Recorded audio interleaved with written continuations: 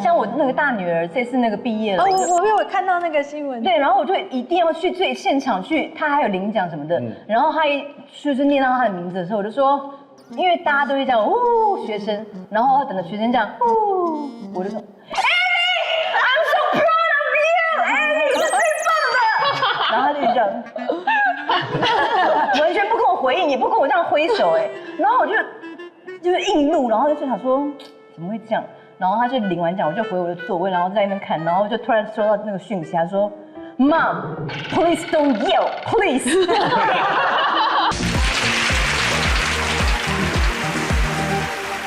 爸妈的经典口头禅之一，小朋友说谎。哎，爸爸妈妈你自己都没说谎。说谎什么？你说谎不是后面有一个？因为这个就说谎打嘴巴，就准备要芭蕾舞啦。说谎。对，不可以，小朋友不可以说谎的。对。但其实这个不管是年龄到了几岁，说谎这个有时候不一定是真的想讲谎话。只要是人类，都一定会说谎。善意的谎言也是谎话之一，恶意的谎言也有。也有。所以今天我们把角色对调一下，是由爸妈来跟小朋友告解一下，说其实我当初对你撒了谎。对。孩子们可能天真的以为我的妈妈是天使，从来不会对我说谎。殊不知，他们都是非常可怕的妖孽。妖孽偏严重，就是讲了谎话，但是为什么呢？今天来问问他们。也不要误以为你们的孩子都是天真可爱、好操控、可以出租的，像 Sky 这样的孩子。出租的孩子，他是扫码就可以拥有的 Sky。我想租他。对啊。我是叫你开放这个生意，怎么还不开放？对啊。可以吗？开放出租。就到我家2小时啊。对，然后打鼓给我们听。没有，他可以煮虾，我会煮饭。对啊。他煮虾的那个气场怎么会那么阴沉呢？回家之后煮虾给爸爸吃，煮那种蒜蓉蒸虾，灯很暗，然后他这样。一定是你爸逼你煮的，对不对？一半一半。就是你爸逼你煮的。所以今天来到现场的是3对母子档，欢迎叶婷姐。叶婷姐，然后儿子是以安。以安是长大之后第一次上电视节目。对。你是紧张的吗？有一点，我觉得我也不知道，就现在觉得好亮哦。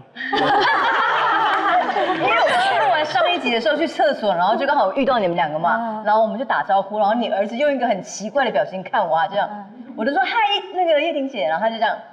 以安吗？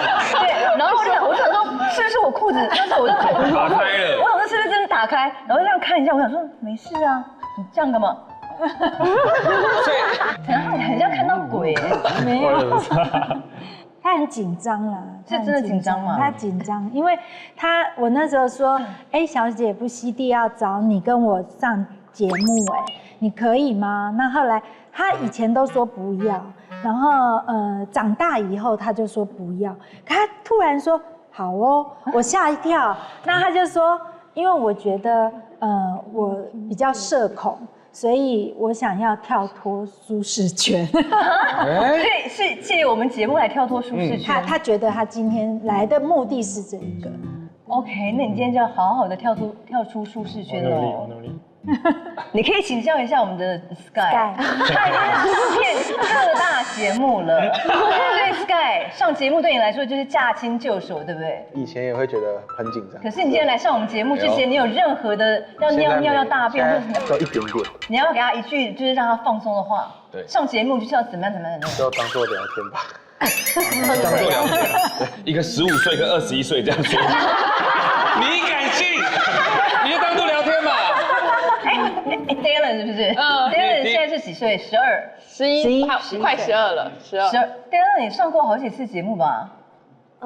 几次？不知道。有没有？应该有10次以上吧？应该有吧。所以你今天上我们节目，你还会感到紧张吗？还好。哎呦，这么冷静。对啊，那你赶快教教那个以安哥哥如何面对录制综艺节目。没关系，只需要想着可以赚钱就好。你爸妈怎么教你的？不愧是你儿子哎，不愧是我儿子，拎包拎得清楚，要有目的心，想着你的结果就好了，过程不重要。过程烂到爆，然后最后拿钱的时候觉得说值得，然后回家看重播的时候想说我死了算了，不要听他的话。好，今天3组呢，爸妈都要来跟他小朋友告解一下。但是我觉得小朋友要先自己讲一下，你们应该都有跟妈妈说过谎吧？小朋友说过的，你先来一个，跳出舒适圈。我吗？我觉得，因为爸爸妈妈，我知道如果我讲实话，他们也不太会骂我，就他们比较是以爱的教育，对，就好好沟通这样，所以我不太担心说实话，但有时候我还是会说谎，可能逗逗妈妈吧。哪一种谎？像是前几天女朋友生日，然后就做了个卡片。你已经有女朋友了？21岁。漂亮吗？哎，很漂亮，很漂亮。现场，你是那个女生吗？对，很美哎，气质型的，很美哎。有经过妈妈同意吗？有啊，你不觉得跟妈妈很像吗？有一点，对啊所以你是不是有点恋母情节？不是，他应该是以妈妈为标准。对，就是你要找到至少跟妈妈一样 level 的嘛。对。然后他跟你妈聊得来吗？聊得来。丽婷姐，你真的喜欢他吗？真的，你怎么会在人家面前？这他要多会？对啊。你看，这是说谎的开始。我觉得我儿子的眼光很好，所以是要以结婚为前提的交往吗？走一步看一步。所以目前是爱得很激烈。妈妈在呢。干嘛急着举手啊？你要怎么话说？我觉得，因为他现在大4嘛，我觉得爱情也是大学里面必修的学分。对，那你女儿交男朋友了没？还没有。OK。他那个开关好像还没打开。还没打开。哎，你什么时候打开的？我也不知道，莫名其妙打开。你刚才说说谎逗妈妈开心是什么事情？对，就是像女朋友生日，我就做了个小卡片，然后买了个几百块礼物，然后那天就想说，要找一个袋子装这些礼物，然后就在家里翻，然后就翻到一个卡地尔的袋子，然后妈妈看到我就给她说，妈你看，昨天花了10几万买了个卡地尔给女朋友，然后妈妈就很紧张哦。这么贵？对，但感觉妈妈紧张不是因为花了10几万，妈妈就说买卡地尔给女朋友没有买给我，然后你是这样吗？可以买，但妈妈也要一份啊。对，所以有时候就会说这种谎，但之后有跟妈妈说是说谎的，所以就逗妈妈。那后来你得知是说根本就不是卡地尔的，你是什么反应？他就是常常有时候就会捉弄我啊。因为像那时候，我去美国看他的时候，然后他就说，妈，我不会去接你哦，可是轰妈会去接你哦，因为那一天我有打工，所以没有办法去接你。那我就想 ，OK， 然后后来因为我一直转机转很久才到他们乡下的地方，然后我一到的时候，我就没有期待说他会在机场出现，然后他就从后面这样给我搭个肩膀，我就哭出来了。哇，有影片。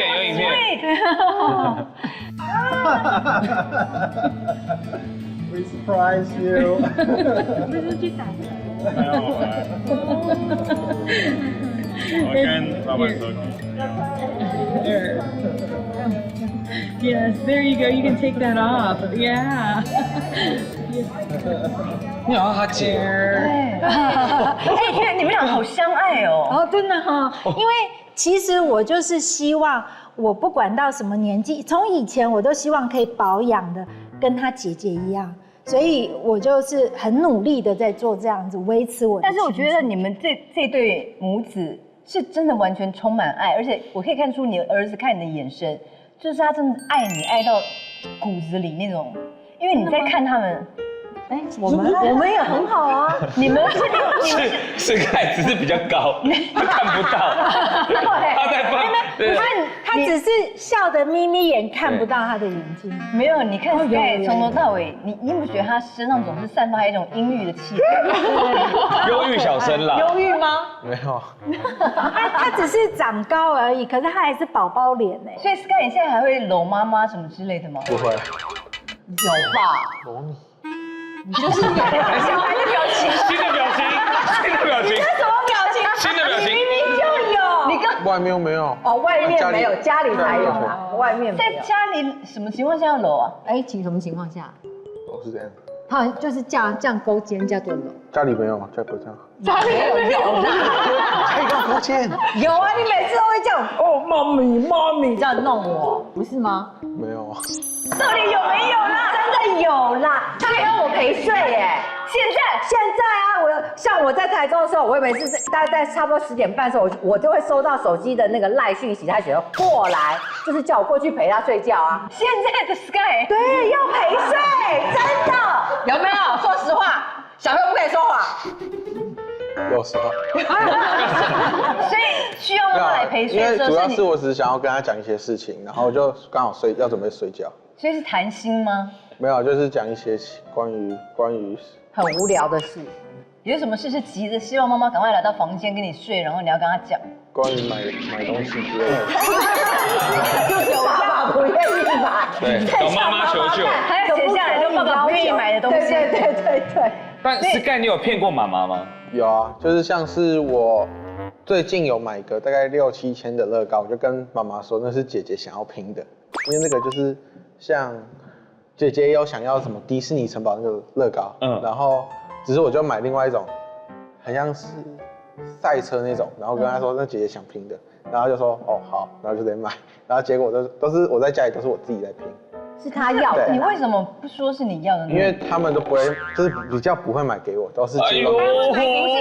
像丽姐，你不是说你的话你就会买给她？可是6千太贵了，所以这个是要他说买给姐姐，爸爸就会出钱呐。像以前他大概我小时候大概5、6岁还7、8岁的时候，姐姐随时都会有一个乐高出现，妈妈回来，妈妈或爸爸回来。爸爸不是我，然后你都没有。对。你从来没有拿过乐高？小时候没有。你现在15岁，你要的还要用骗的，说是姐姐要的，因为这样爸才会付钱啊。你有说一边哭一边说，你们就只要生姐姐就好了，干嘛生我？没有这样过。不会，我对他其实也还是很好。你刚刚一直拿板子殴他。有没有？他这个钱他要用的。所以 Sky 有承认他也说过谎。还有，好 Dylan 我也说过谎啊。你说过什么？有一次我学校考数学，然后考的不好，然后只考70几分，然后我就怕被骂，所以我就藏在书包里。结果爸爸问我说：“哎，前几天你那个考卷发了吗？”我说没有。结果1个月后还是没有。我爸在帮我整理书包的时候看到，哎，这个是什么？70分考卷，然后我就被骂到臭头。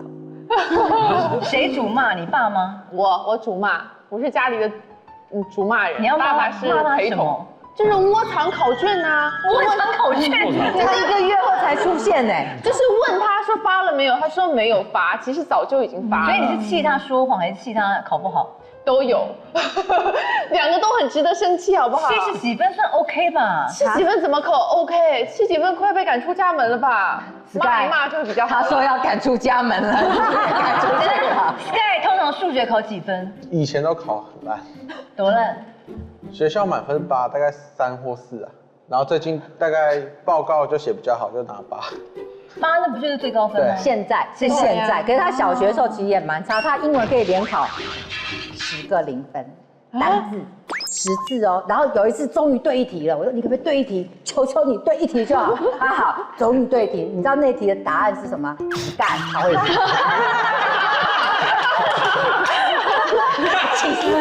你这个名字取对了，也还好，因为学校教天空嘛，有没有？实干，他就会写这个单字，这样就对一题。所以你们家比较不 care 分数？没有，爸爸很 care，所以他其实是会藏起来的。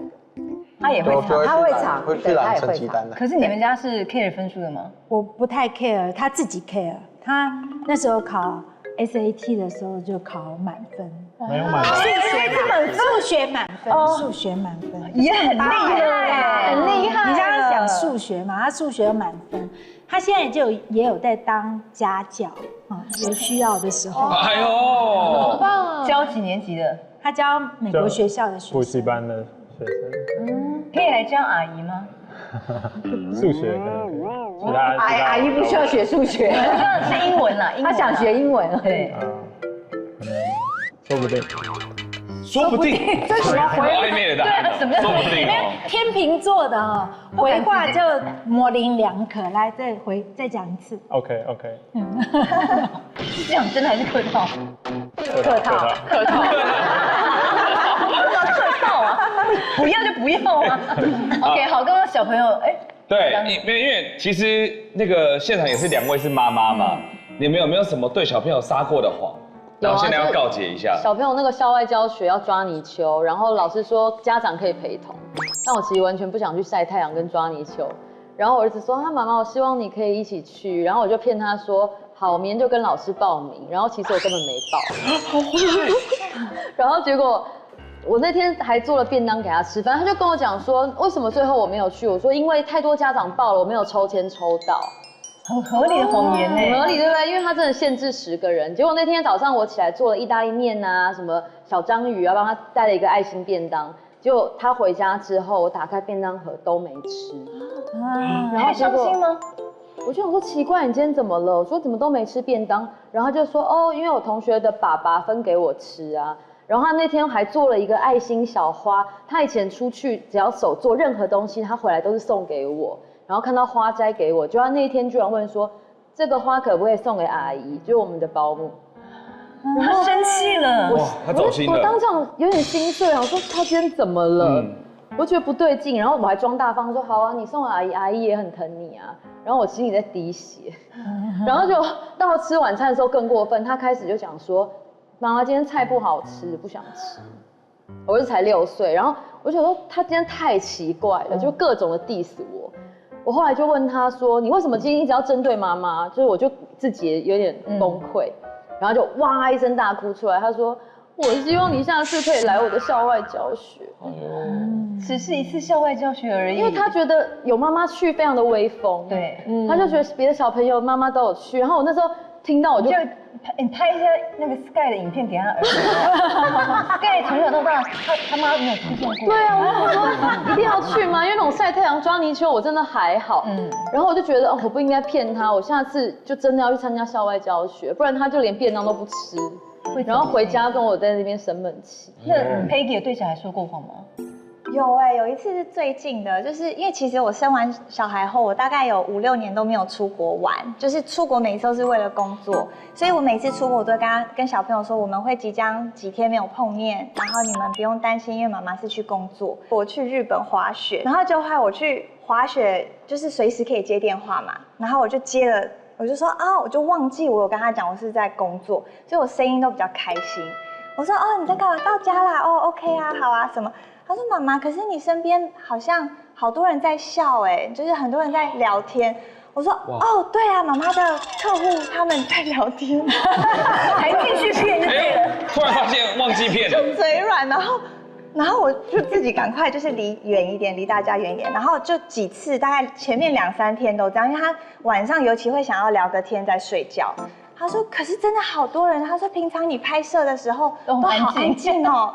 对啊，他说这次是什么摄影啊？为什么会那么多？就是因为他现在已经懂事，看有没有模特儿，有没有什么，他都知道工作人员有谁。然后我后来就跟他讲，哦，没有啊，妈妈其实现在已经下班了，这边也有下班时间，就开始掰。然后我就反正他后面大概到第4、第5、第6天，都每个晚上都是以泪洗脸的，就是一直哭说，妈妈你工作好像好开心哦，然后就是我可不可以去？就是我就一直各种谎言，就是骗他说没有，妈妈快回来，妈妈工作到要很晚咯。其实我在山上要滑下来，然后我就跟他讲说，妈妈现在要去开会咯，就是妈妈现在不能接电话20分钟，电话一挂就咻。哦，你的甜蜜，我觉得可以发行。很香，我爱不释手。不要你的承诺，不要你的永远，画龙点睛，恰到好处。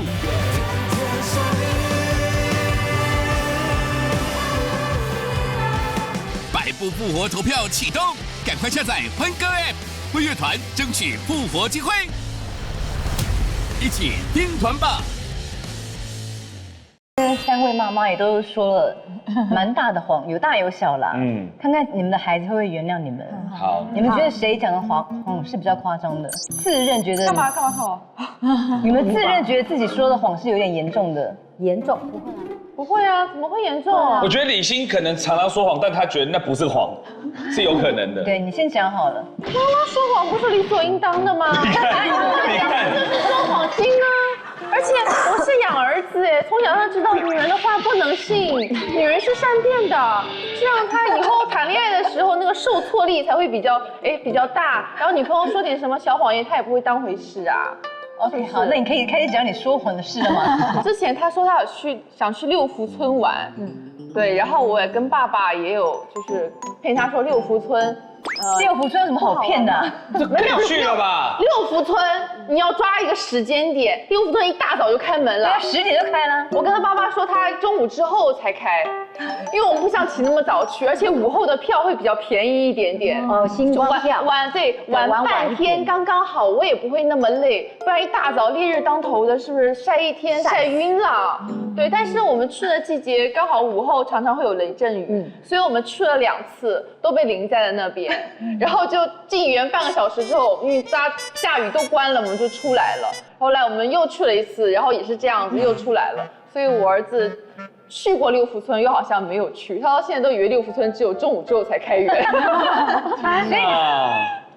其实六福村早上10点还9点？应该蛮早就开了。10点就开了。因为以前校外教学是上课时间就可以去。而且我女儿以前我带他们就是准时10点，然后门一开我们就进去，玩到那个他们要打烊。你看那么早吗？我想说六福村有什么好玩的？要玩一整天。因为他们就是可以一直 repeat。有些要重玩好几次啊。对，有人要排队。一定要跟我说这么水火不容吗？一定要。那小朋友，你觉得这件事情对你来说是需要惩罚的，还是另外一面是什么？你觉得妈妈会太过分？原谅。你竟然到现在才知道六福村真实的开始营业的时间？没有小朋友不知道，早上就开了。原谅。你看，是不是？你是觉得是为什么原谅？就觉得你是很小吗？是怕他还要回家，你不要这样子，惩罚就回不了家。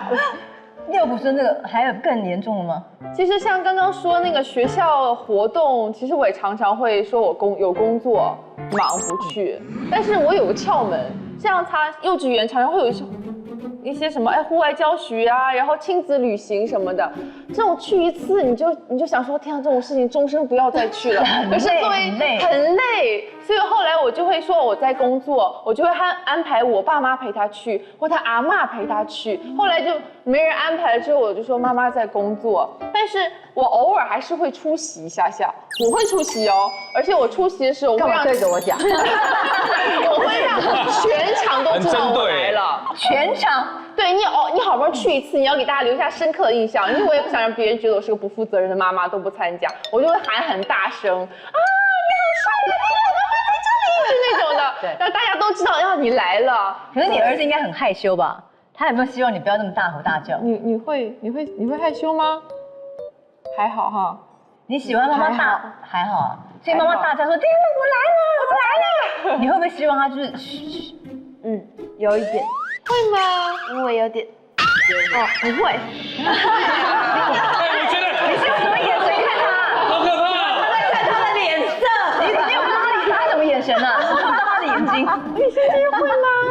等着。会啊。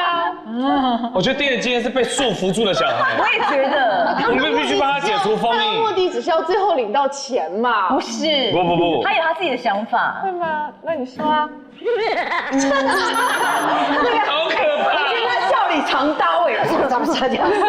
你说嘛，没关系，大胆的说出来。这个笑好可怕。因为你可以说真实的感受，没关系，阿姨保护你。我只是想活着。天哪，你回家到底会怎样啊？我家是有其实还好，我觉得我儿子心理承受能力挺大的，我觉得他很早熟哎，不会很脆弱。好，那我觉得叶婷姐一定没有什么很严重的谎啊。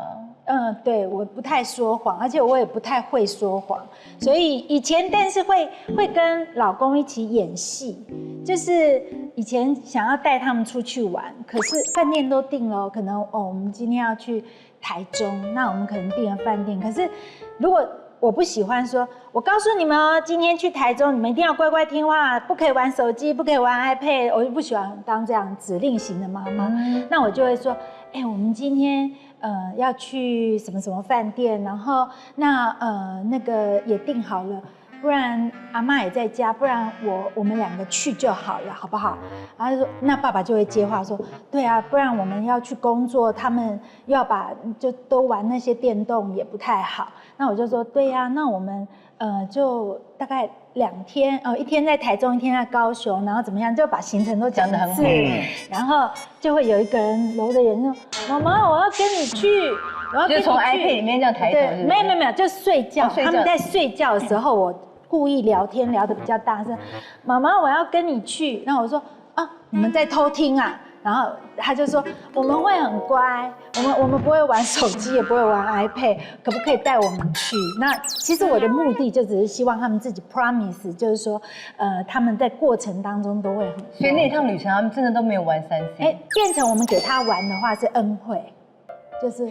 哦，是很高招。对呀，对，就是说，爸爸妈妈，你们今天好乖，那给你们玩10分钟，这样20分钟。你跟你老公从来没有狠骂过他们吗？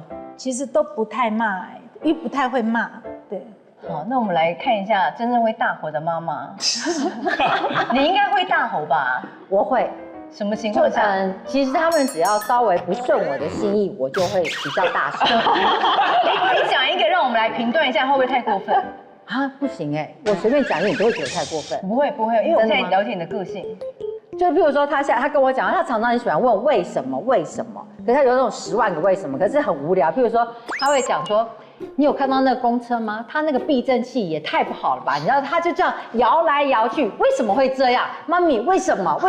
我说我又不开公车，我怎么会知道？然后他就说为什么？可对啊，你没有看到他这样晃晃去，他那个避震器这样会不会很无聊？就是你觉得你已经回答了，然后他还在问为什么？还在问你为什么？我就说可以再讲话了吗？可以闭嘴吗？然后不理他，他就说哎呀，我妈咪又不跟我讲话了，你看他又不跟我讲话了，我又一个人在自言自语了。哇，我又要生气，可怕我更生气。对，因为一直问为什么真的很烦对，真的很烦。因为很多问题东西是我不懂的，我都说 I don't know。对，我也是这样回答他。然后不是什么事我都知道。小时候他也很会问啊，问到那个公车司机拿饼干来说，小孩子吃饼干了，休息一下。我觉得小孩子就在车上一直讲，是不是？妈妈为什么那个这样？为什么那个这样？连司机都听不下去。对，司机因为我们坐在司机后面那个博爱座嘛，然后他就会说小朋友就转过来吃饼干了。对，意思是说你给我闭嘴。所以我觉得小朋友爱问是，可是他已经15岁，不是小朋友嘞，青少年到现在还是这样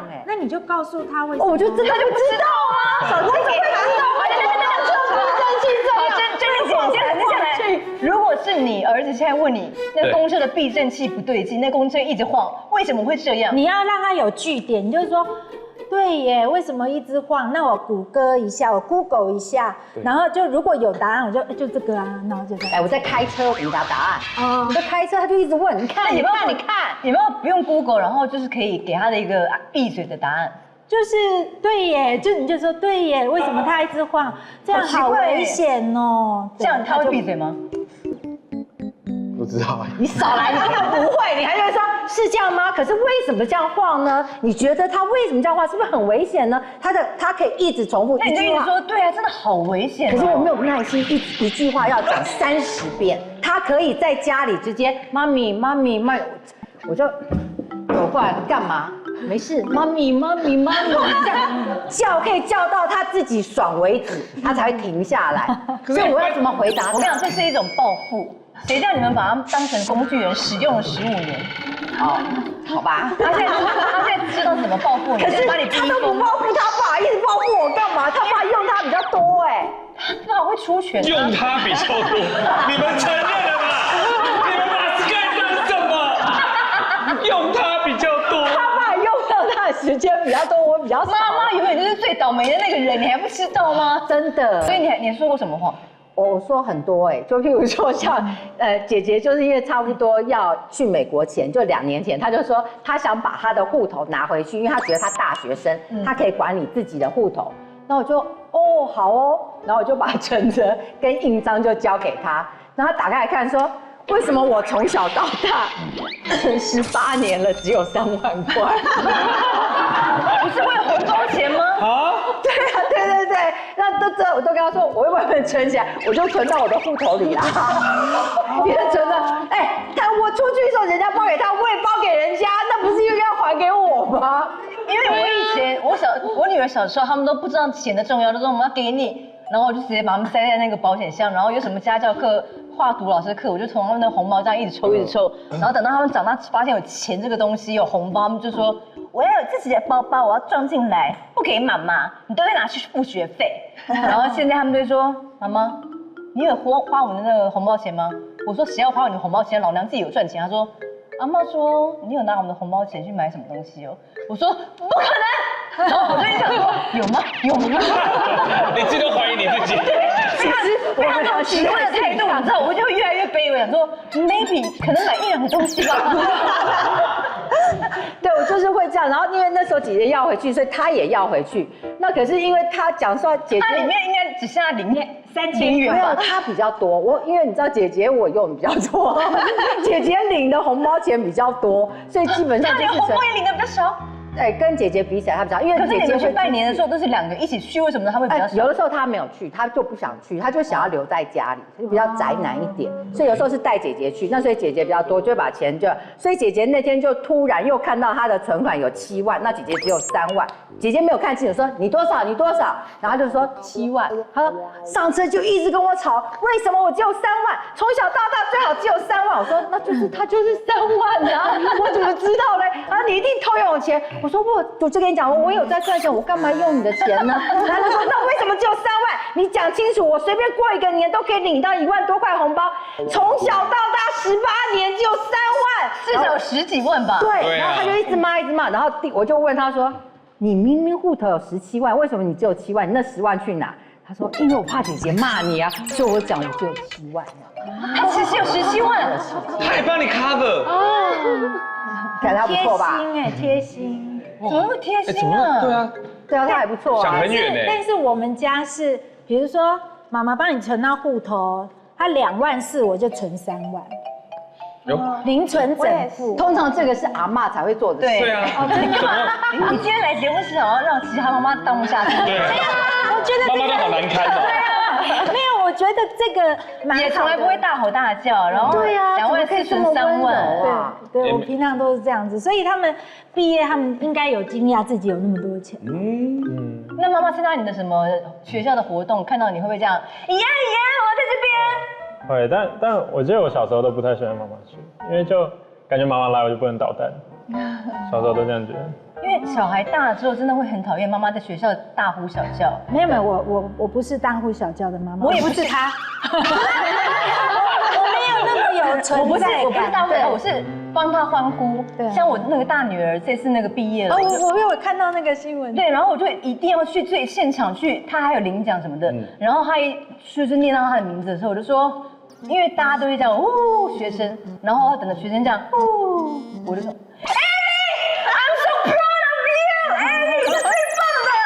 然后他就这样，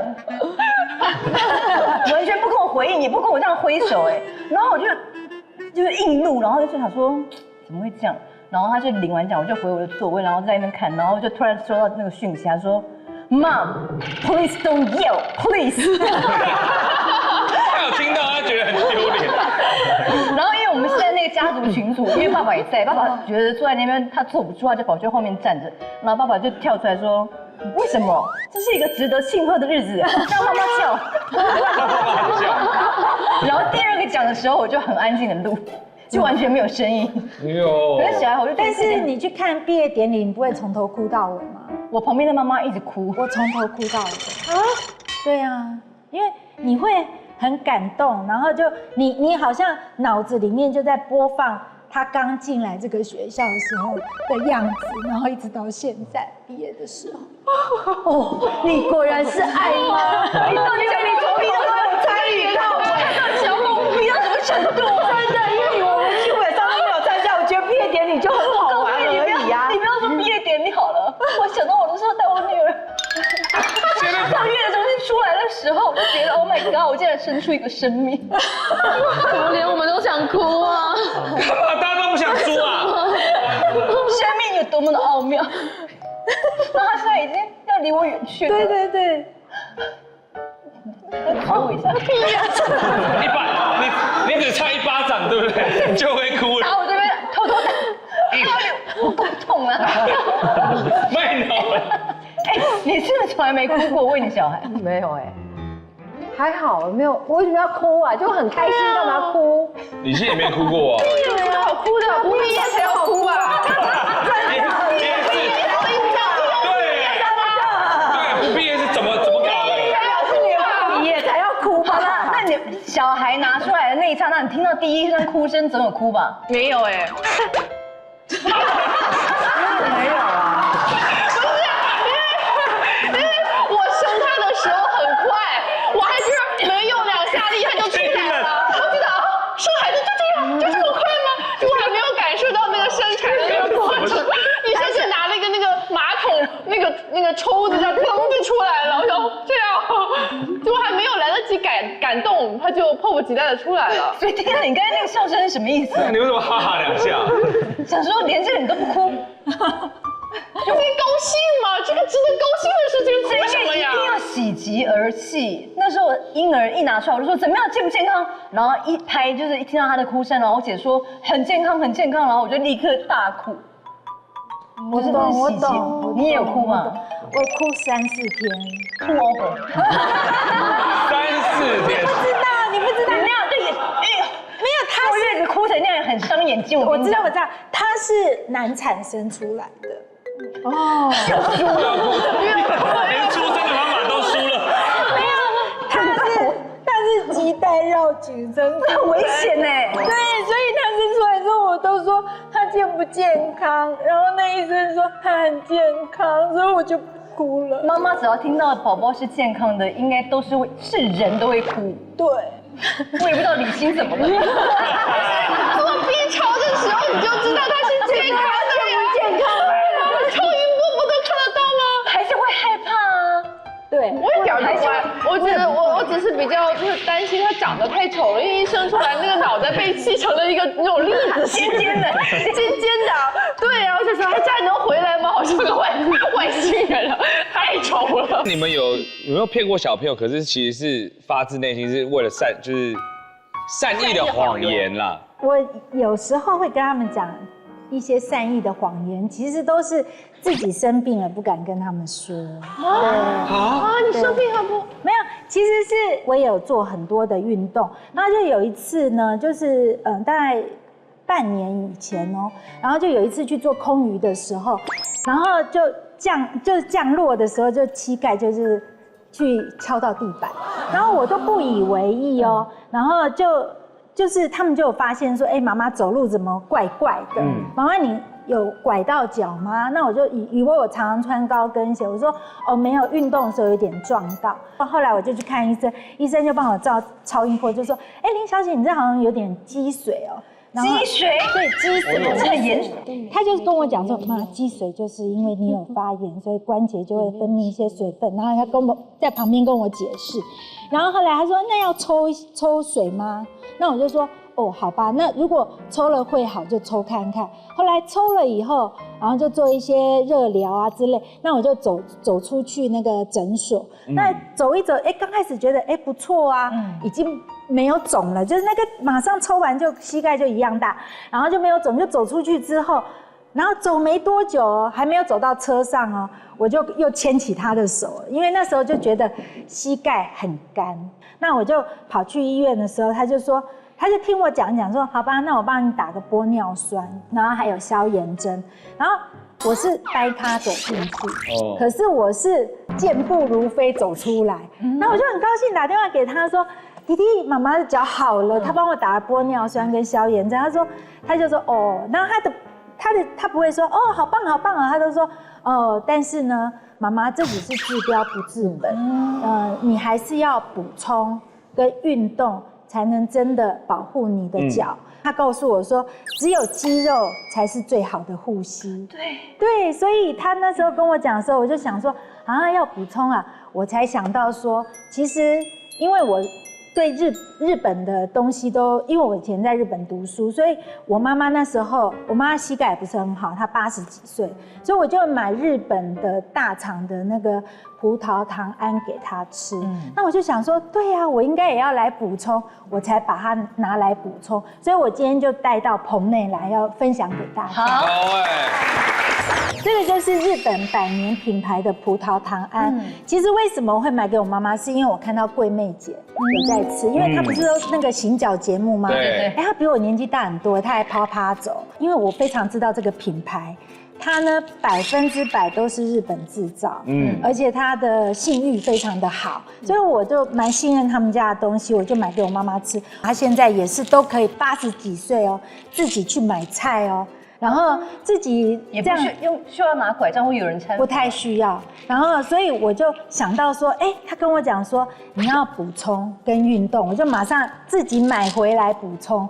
然后为什么它很厉害？就是它除了有葡萄糖胺之外，它还有对软骨还有肌肉有帮助的复方独家配方。我有。对，因为我们有时候只是会卡，它不但解决你卡的问题之外呢，它还照顾到你的肌肉的问题，因为尤其你知道我们在40岁以后，其实你的肌肉量就会一直下降，流失了，会流失。对，所以你一定要除了自己要运动之外，你一定要补充。那里面有维他命 D， 所以呢，它就可以照顾到像你的 cushion 一样，它就是可以保护好你的就像盖房子要钢筋水泥，没错，才会坚固嘛。对，补充这些营养。没错，你知道我差不多保养了半年多，其实因为这个不是药，它是一个辅助食品，所以你要吃一段时间，你就可以感觉到它的效果。像我那时候脚很痛的时候，我都是尽量都不走路，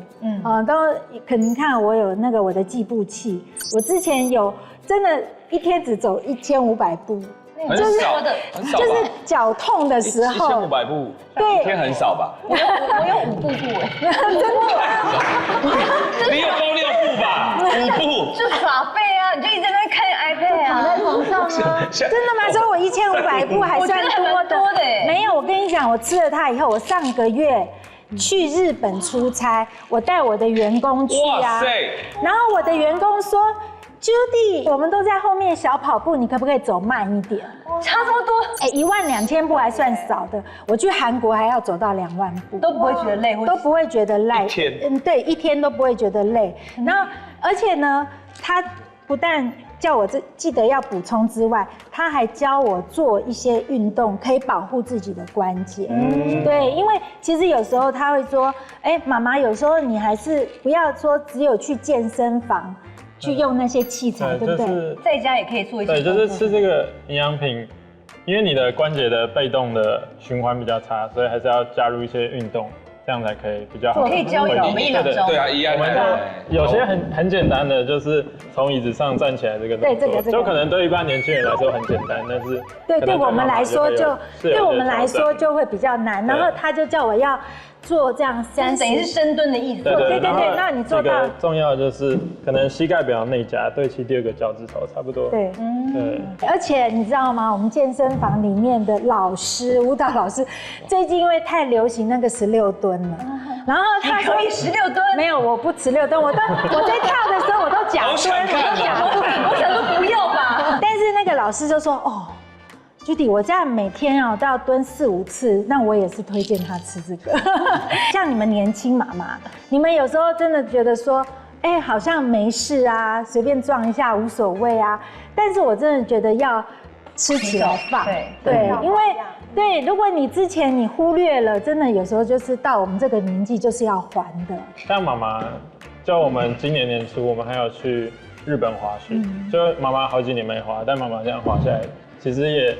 膝盖都没什么问题，妈妈可能跌倒的次数比我少很多。这个照片是那个去冲浪，对，去那个冲浪滑水，对。然后这个是去 ski 的照片。我还要强调就是说，像我刚刚不是讲说我有介绍给我妈妈吃，我之前让我妈妈吃的比较。我反而是买给我妈吃的比较久，那为什么呢？因为我发现它真的很方便，很适合老人家。你看它那么小颗，对，你知道为什么我会买给我妈妈吃？因为我妈妈80几岁，她膝盖不好，她到公共厕所的时候，她都会说是坐的还是蹲着。哎呦，有没有？你们有没有感觉？因为蹲着可能不好起来了。对，他们家呢可以定期每个月配送1瓶就可以免运费送到家，就不会忘记了。对，因为你常常会忘记，然后妈妈跟你要的时候，你就说不好意思呢，这样就不太好。在哪里买啊？讲到哪里买，我觉得这个非常重要，是因为其实它太热门了，所以它有很多仿冒的，所以我建议大家一定要在它的官网买。那其实有很多老人家，像我妈妈，她是叫我们买，可是有一些小孩不在身边的，没关系，你只要打电话，打电话订购也可以，然后就会送到家。因为我们的梦想就是说，以前我小时候啊，都带他出国去玩，像我们去法国的时候，我就会说，现在是妈妈带你来玩，以后就是你带妈妈来玩哦。对，所以我真的希望把自己保养的不仅是外形看起来年轻，我们骨子里也要看起来很年轻。以后等他们事业有成的时候，才有机会跟他们一起去玩。很棒的东西耶！如果观众有兴趣的话，都可以到官网上面有更详细的资讯哦。OK， 谢谢。只能说3对母子都是充满了爱了，没什么好说的。对呀，小朋友都觉得没有关系的，都是好孩子，都是好妈妈。对，拥抱在一起。最后的最后，哎呦！哎，干嘛？你干嘛？我们说一个威胁的 ending， 你是什么意思啊？你看后面多可爱！哎呀，Sky 快点啦！好大，没有，拍一下就好了。你把它可以呢，拍一下。好，谢谢。大一点，好大，你别大声哦。